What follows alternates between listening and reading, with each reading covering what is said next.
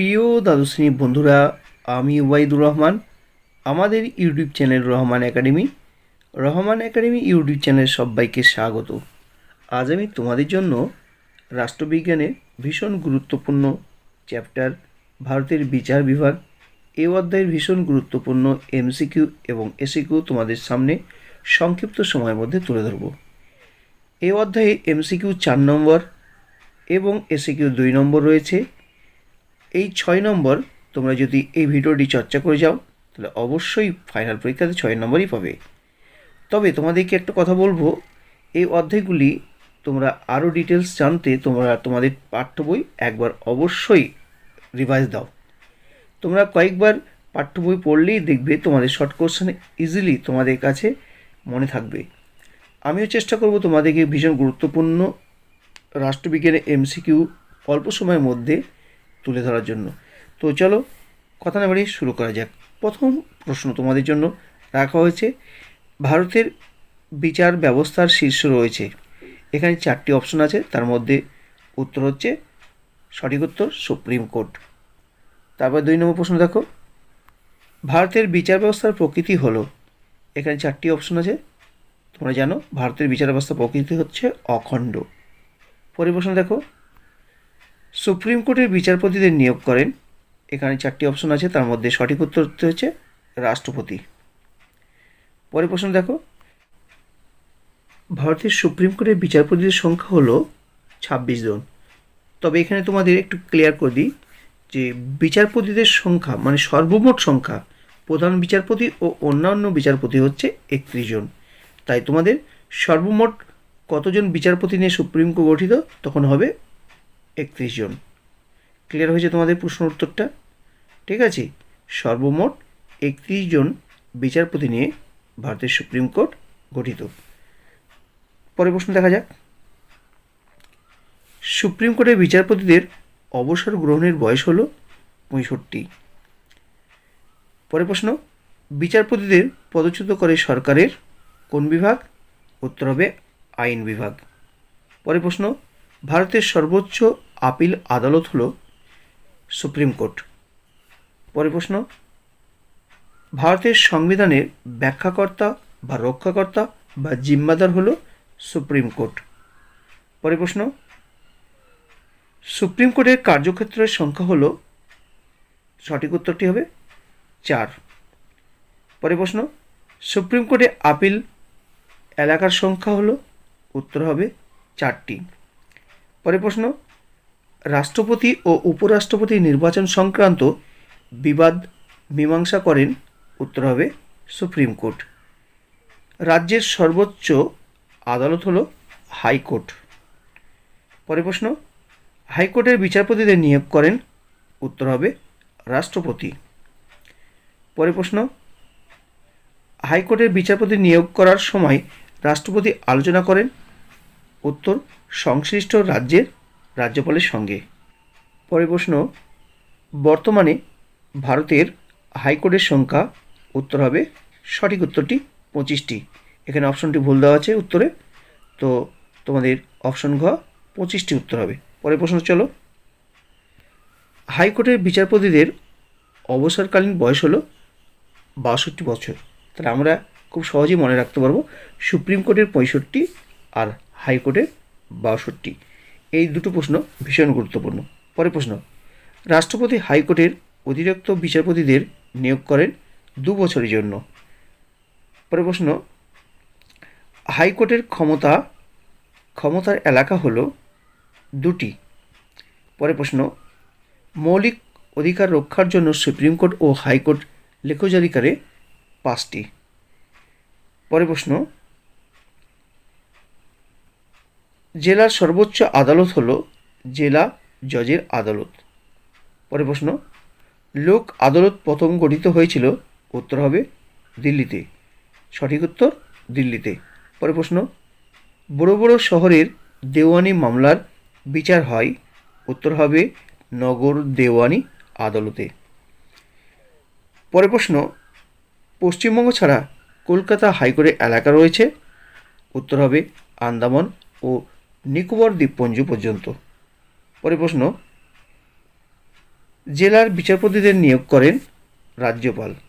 পরে প্রশ্ন, ভারতের সুপ্রিম কোর্টের কার্যক্ষেত্রকে কটি ভাগে ভাগ করা যেতে পারে? উত্তর হবে 4টি। বিশেষ উদ্দেশ্য সাধক আদালত হিসাবে অভিহিত করা হয়। উত্তর হবে ক্রেতা সুরক্ষা আদালত। আরও কিছু তোমাদের প্রশ্ন জানিয়ে দেওয়া হয়। দেখো, সুপ্রিম কোর্টের এলাকা আছে, সুপ্রিম কোর্টের আছে অপশন যদি থাকে এরকম তোমাদের মূল এলাকা, আপিল এলাকা, পরামর্শদান এলাকা, মূল, আপিল ও পরামর্শদান এলাকা। তো সঠিক উত্তরটি হবে মূল, আপিল ও পরামর্শদান এলাকা। পরে প্রশ্ন, ক্রেতা সুরক্ষা আইন তৈরি হয় 1986 সালে।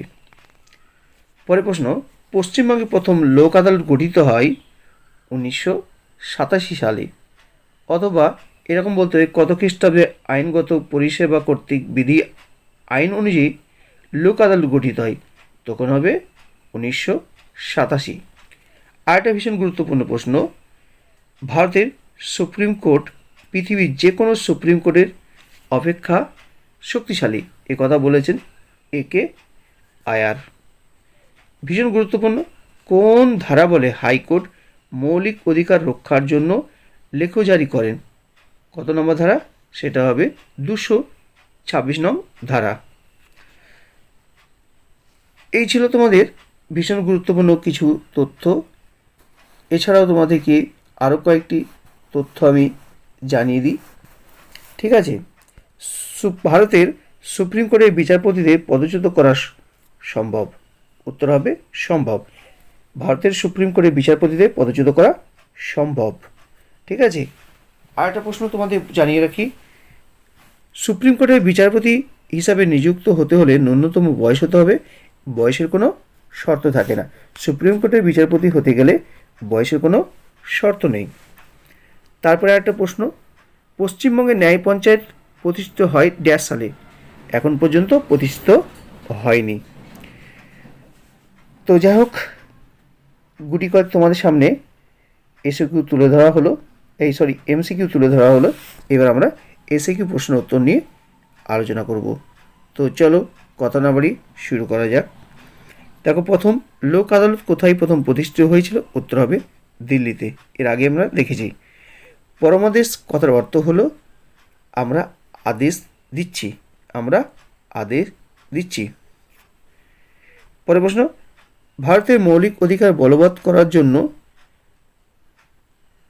যে কোনো দুটি লেখকের নাম অথবা সুপ্রিম কোর্টে জারি করতে পারে এমন দুটি লেখকের নাম লেখো। উত্তর হবে পরমাদেশ, উৎপ্রেষণ।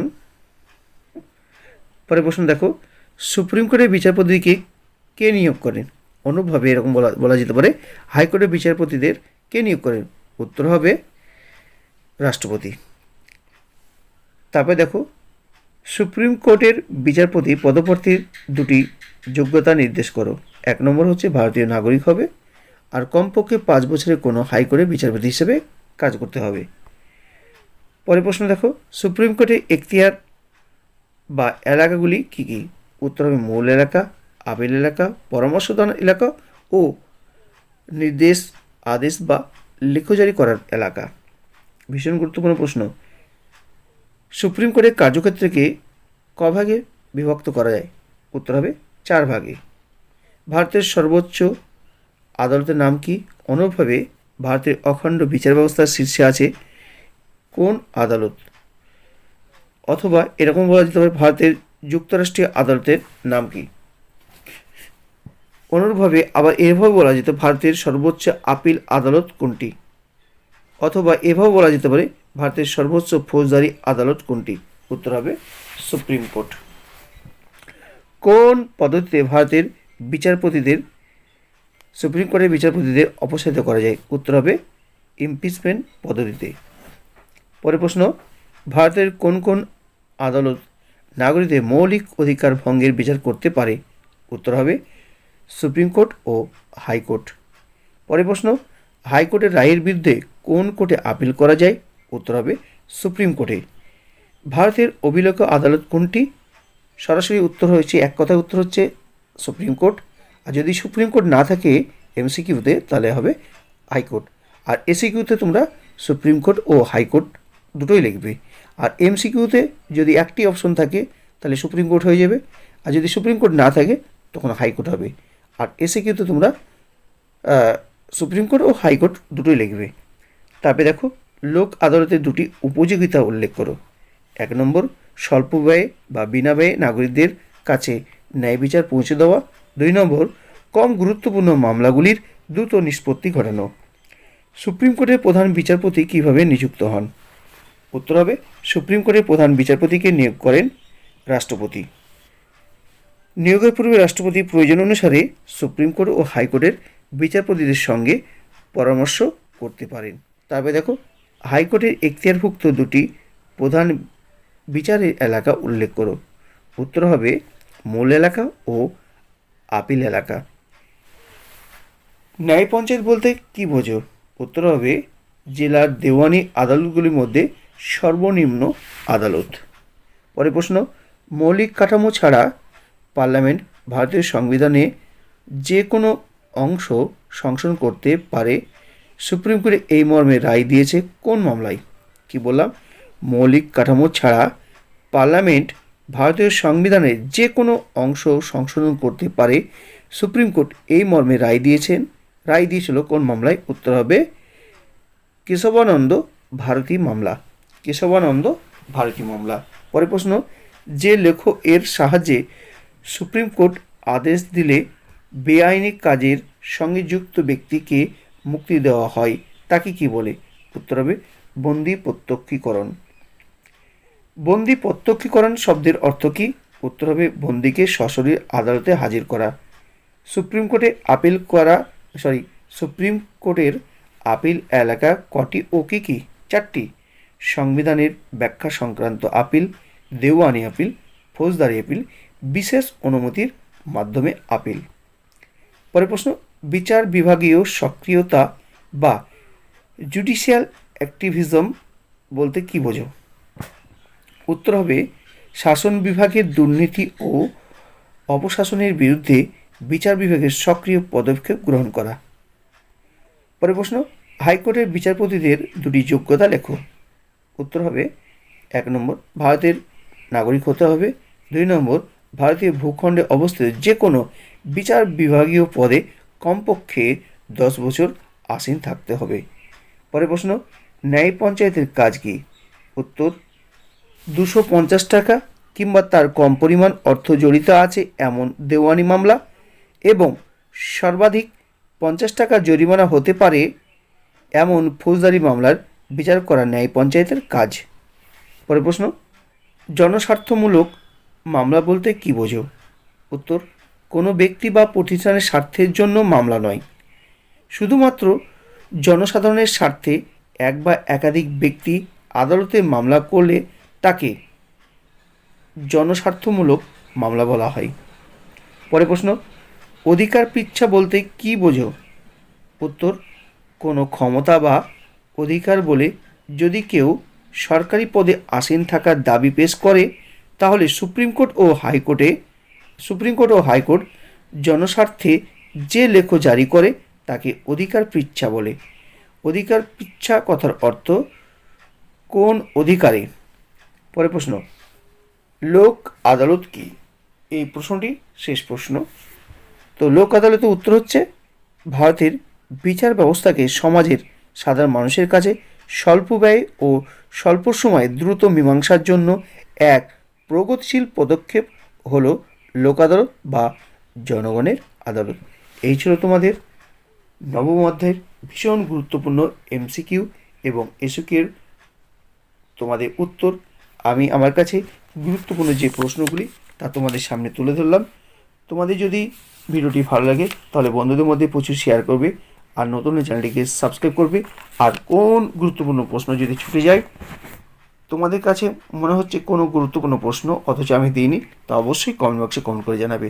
তো আজকের আলোচনা এ পর্যন্ত। যদি আলোচনাটি ভালো লাগে তাহলে বন্ধুর মধ্যে শেয়ার করবে আর নতুন চ্যানেলটিকে সাবস্ক্রাইব করে বেল আইকন টাচ করতে ভুলো না, কারণ তোমাদের এই সাবস্ক্রাইব, লাইক, কমেন্টই আমাকে নতুনভাবে ভিডিও বানাতে উৎসাহিত করবে।